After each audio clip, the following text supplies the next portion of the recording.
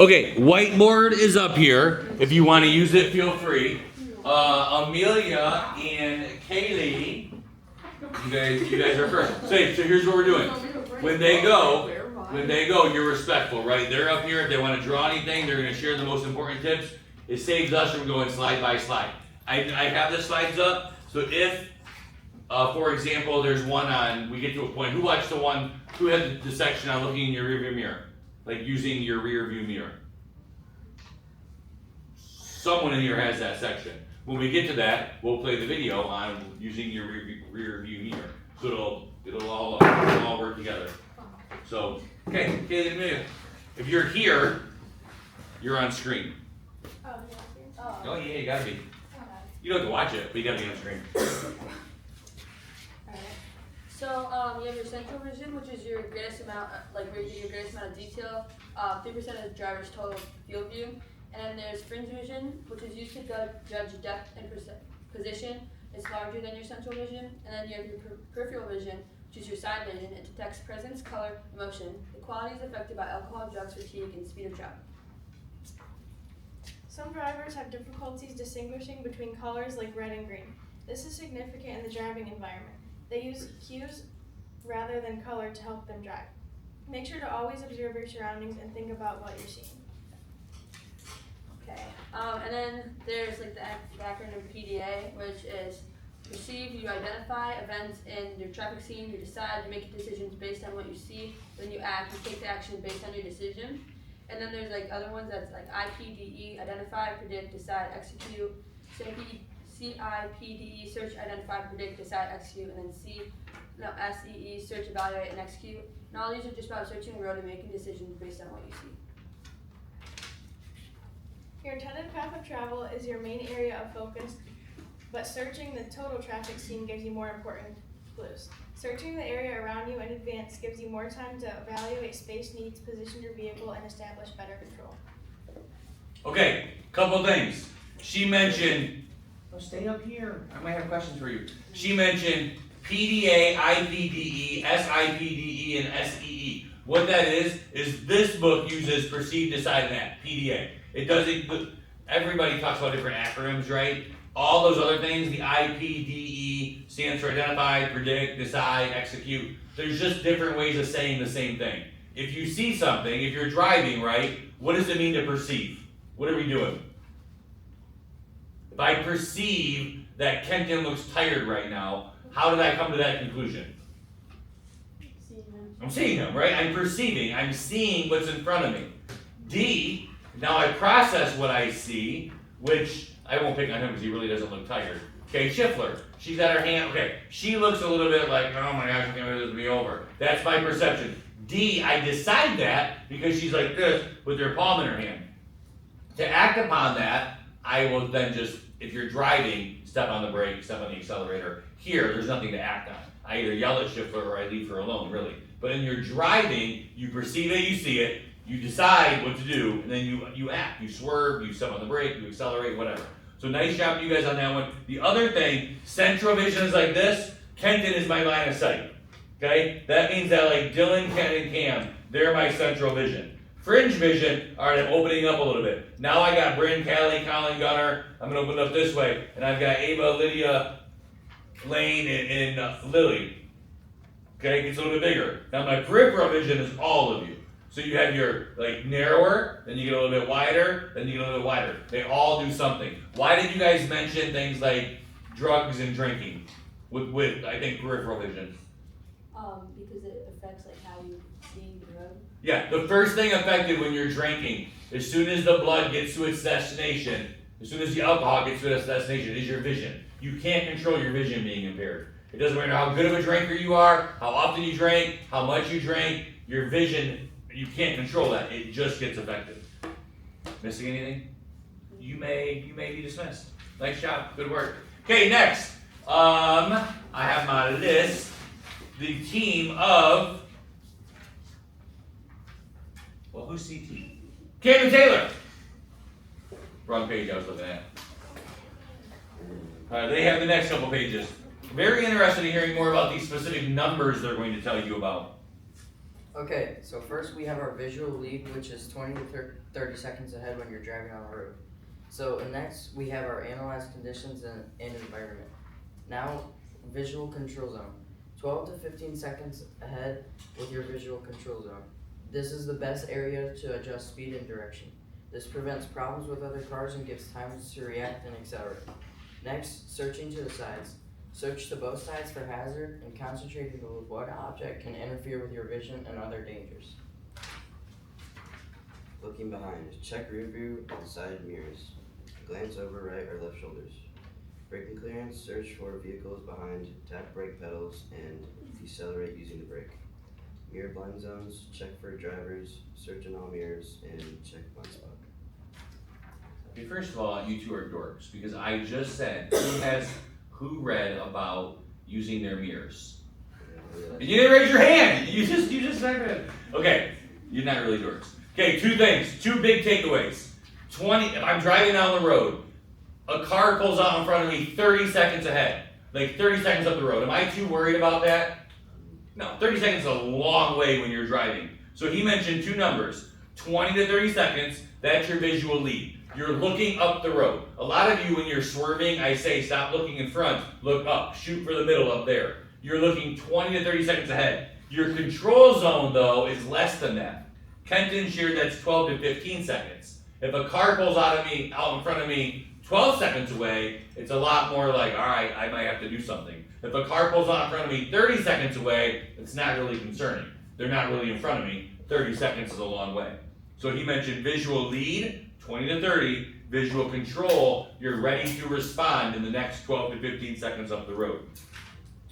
Okay, you are good. Thank you, fellas. In here, to go with that stellar presentation,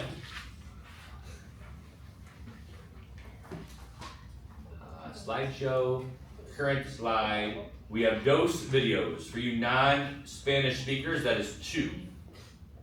Baseball. You can't hit what you can't see, but that sure isn't true in driving. In fact, the #1 cause of crashes is drivers running into things they don't see, like a car coming from the side, a pedestrian stepping into the street, or a driver changing lanes. The reason they don't see is that they just aren't looking in the right place at the right time. Experienced drivers learn the trouble spots by getting into them and mostly getting out of them. But the best way to handle trouble spots is to avoid them in the first place. This segment addresses the topic of where to look and when. Trouble can come from ahead, especially at intersections. Trouble can also come from the side. Other vehicles may be right next to you, but their drivers don't even know you're there. Trouble can come from behind, too. After a collision, it's common to hear the driver who was at fault claim, "I was looking, but I didn't see him coming." To examine the difference between looking and seeing, let's take a quick test. Take a moment to count the number of F's that appear in the following sentence on the screen.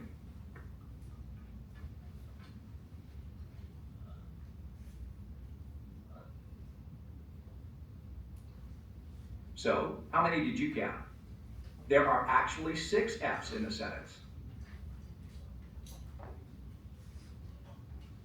Sometimes our eyes and brains automatically skip past important details if we're not careful. When you look at something, you're just aiming your eyes in a certain direction. But seeing involves fully processing what your eyes see in order to send a meaningful message to your brain. When it comes to driving, the eyes have it, but they've got to be pointed in the right direction. That's what the next segments are all about. Okay, one more. Let's take a drive and try out your active searching techniques. In each scene, there will be something up ahead that you'll need to react to. The picture will stop at that point, and you'll be asked what you saw. What did you see? What do we got? Since there may be workers and unusual vehicles in construction zones, you should slow down and use additional caution. What did you see? Unprotected The left, flashers right? told you that the car was stopped or driving slowly, Oh, 4 and you lanes. need to change lanes. So let's keep going.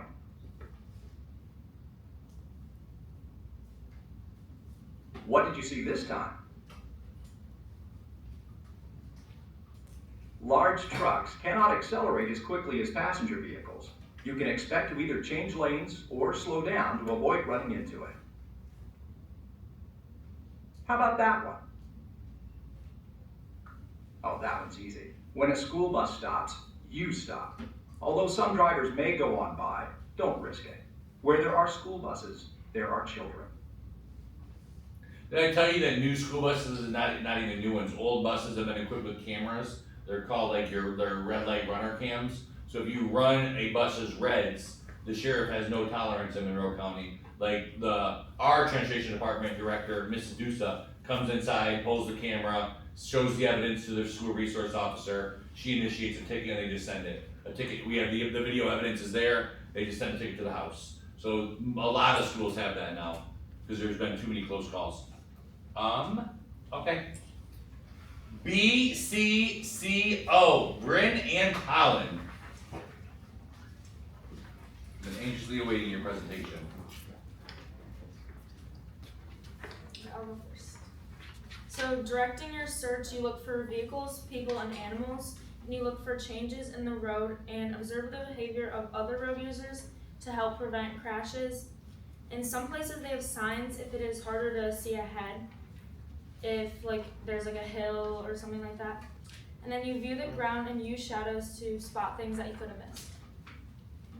Off-road obstacles, they reduce the sight to either side of the road, so that could be like bushes and trees and stuff. So you just gotta look at there. And traffic conditions can also reduce line of sight and visual lead time. If fixed or slow-moving objects can come too late to respond the right way. Adjusting the visibility changes, you can consider driving environment and like time of season, because sometimes it'll be busier than others.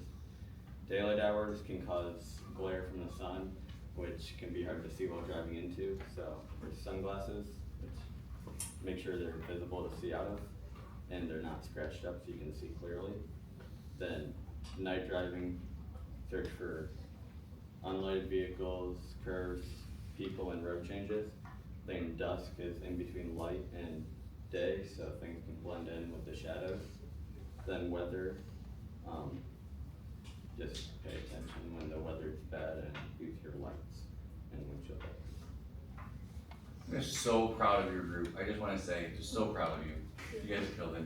Okay, hey, where's my video for one that we made in the school year? Did we ever? You never showed me that at the end of the year. Did I make the cut? Wait, yeah, I have it. Did you get good? You Play get? it in front of the class. No. No. Yes.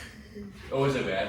Did I do bad? No, it's actually Did really you good. make- It's so No, good. it's Did so you make good. me look okay? It's No, it was Your good. part is kind of like awful. I can send it to you. Oh no, it's off. A little bit. Well, like Raya's words like never match up with like what she's saying. Was I the only one that was off? No, like everyone was Okay. off. Well, then why you gotta point that out, Schiffler? Because it's funny. All right. Here's what they just talked about. I want to see it later. Okay. Like, Where should you be looking? The answer's everywhere, right? You're not just looking in one direction when you're driving. You're looking everywhere. You're scanning and monitoring the whole environment. Okay, here's that, Kenton's group talked about this, right? Visual lead, 20 to 30 seconds. That's what it looks like. It's that long one. You're looking up the road. Okay, next one is visual control, 12 to 15 seconds. Next one is your final response zone. That's like a deer just ran in front of me. I need to make an emergency maneuver right now. Right? You can maneuver 4 to 6 seconds. Is that a long way when you're driving? 4 to 6 seconds is quick, right? So it's right in front of your car. But that is your total like your viewing area. Seeing the sides. Much of the action around your vehicle happens in front, which is why it's so critical to look far enough ahead and keep your eyes moving. But you also need to know what's going on to your sides at all times. It's no surprise that there's a lot going on to the sides at intersections. That's one reason why more crashes happen in intersections than in any other place. After you come to a stop here, you check to the left, all clear. You check to the right, and you see that you need to wait just a second. Okay, it's safe to go. Whoa. Well, let's see that again. You look left and no one was coming, then you check to the right. But while you were waiting for that car, this driver pulled onto the road and headed your way. Failing to see cars at intersections is one of the two major causes of car crashes, along with not seeing what's happening ahead. You started out correctly by first checking to your left. That's the first path of traffic you would have to cross. And then you check to the right for the next path you would enter. But you should never, make that never ever, start to cross a path of traffic without checking for traffic again just before you do it. Right turns are a bit easier than crossing an intersection. You only have to worry about cars from one direction. Now it's clear to go. Or is it? Remember, traffic includes pedestrians as well as vehicles. This time, you need to wait for that car to continue before you can turn left. While you wait, be sure to keep your wheels pointed straight ahead instead of turned. This will help prevent you from being pushed into the other vehicle's path, just in case you're hit from behind. Okay, now can you go? He has a green light too. Always make your last check a check of the travel path that you'll cross first. That way, you can detect any other nearby roadway users as well. And when you're the first car in line waiting at a red light, you should just assume that another car will run its red light once yours turns green. To avoid these types of collisions, don't race into an intersection the instant the light changes. Check the flow of traffic to the left and right of your vehicle. Any place with a lot of pedestrian traffic bears watching extra carefully. The same is true where there are children playing. Sometimes even adult pedestrians enter the roadway unexpectedly. In areas where this is more likely, such as parking lots, you can use a technique called ground viewing. Ground viewing means just what it sounds like, scanning the ground to spot potential trouble. Although you may not see a pedestrian's body until it's too late, you might be able to detect that pedestrian's shadow or the movement of their feet, which still gives you enough time to respond. Only use ground viewing when driving slowly and for very brief periods of time. You don't want to miss something directly ahead of you. Okay, Ava and Wyatt. There's a few more things to show you, but I'll wait for this. This is the last few pages of chapter 7. The rest of you are chapter 8. Alright, so when classifying information, traffic elements can be classified into 4 groups such as signals, road markings, communication, and signs. Signs, signals, and road markings provide information about road environment such as warning of curves, hills, and other roadway changes. Roads have many features such as limited visibility areas, roads width, road surface, available traction, shoulder slope, intersections, and interchanges. All of those features can influence driving decisions. Some motorized vehicles on the roads will be SUVs, vans, trucks, motorcycles, and buses. Non-motorized vehicles include pedestrians, bicyclists, animals, and other non-motorized road users. Road users are the least protected and predictable road users.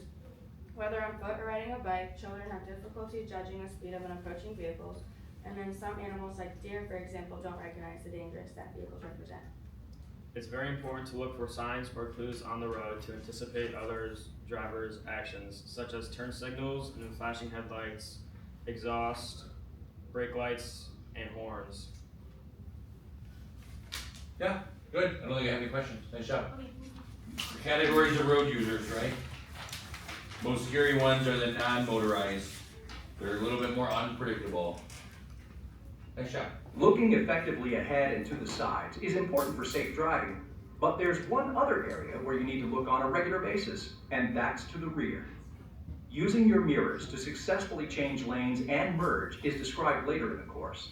This segment focuses on checking traffic behind when you're slowing down and backing up. When you're slowing down, of course you're concerned about what's up ahead, but you also need to be aware of what's behind you. A driver directly behind you may be slow to realize that you're slowing down, especially if you have to brake quickly.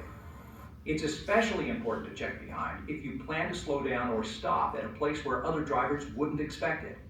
And it can't hurt to tap the brake pedal a couple of times before you actually apply the brakes to slow down. This will help notify the driver behind that something is about to happen. Let's shift gears a little, into reverse to be exact.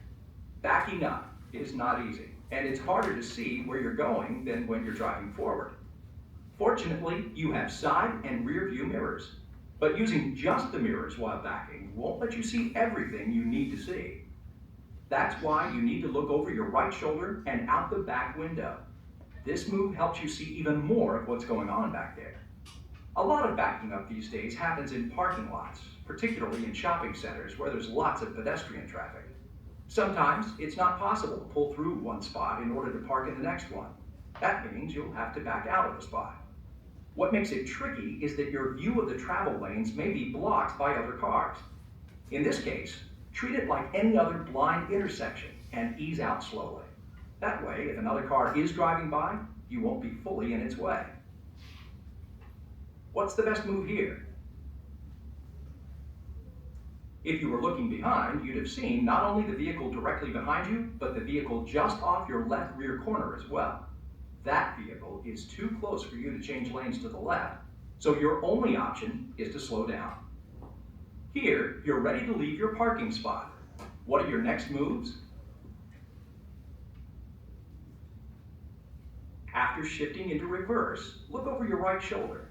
Your view is partially blocked, so it's hard to see into the lane you're backing into. You'll have to slowly ease out, continuing to look for any nearby vehicles.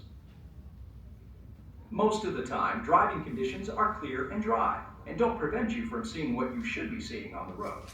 But even when it's bright outside, the sun may not always help you out. Glare caused by the sun just after sunrise and just before sunset can make it much harder to see ahead. Sunglasses can help if they're polarized to reduce glare. Also, your sun visor can help to block out the sun. When the sun is in your eyes, it can be hard to see what the car ahead is doing. This is one more time when it pays to leave a little more following distance. Rarely will visibility be absolutely perfect where you're driving. If you know this and make the proper adjustments, you can minimize any additional risk that comes with less than optimal visual conditions. Being a good driver means being good with your eyes. You can't avoid what you fail to see. But if you're not actively searching for potential risky situations, even 20/20 vision won't help you. So constantly scan your path ahead. Okay, beautiful. Okay, this is important and not important. Like that windmill, yeah, cool, but not important for driving. That red car, yeah, really cool, but not important for driving. Ground viewing. Okay, you guys just talk about ground viewing? Was that your group? Ground viewing? Was that was Brandon Collins? They had a longer section, it seems like, according to what's up here. So you can actually see things by looking at the ground. Do we ground view at high speeds or slow speeds? Only at slow speeds. Okay, Colin talked about the sun. Anybody ever try to drive east in the morning? Like if I drive east on our road towards Wilcox Road in the morning, the sun, depending on the time of the year, the sun is beating in my eyes. You can't see. It's bad. Okay, day and night, weather, then classifying information, Ava and Wyatt. Okay, everything can be limited. Examples, you're not motorized users, they just talked about those. This guy, you see anything crazy about that? Look hard at this trailer, what's wrong with it? Yeah, it has a flat tire. Yep. Okay, questions on anything? See if there's anything after this. Oh, bam cams. I like watching people get in a wreck.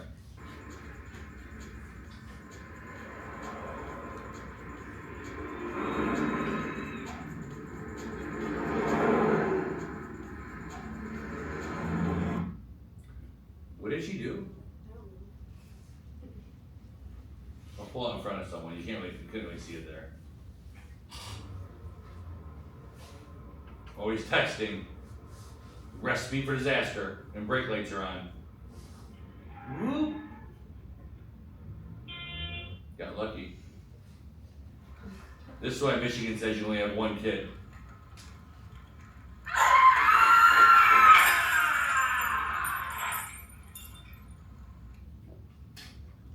Too fast, curve, lost control, too many passengers, all kinds of things.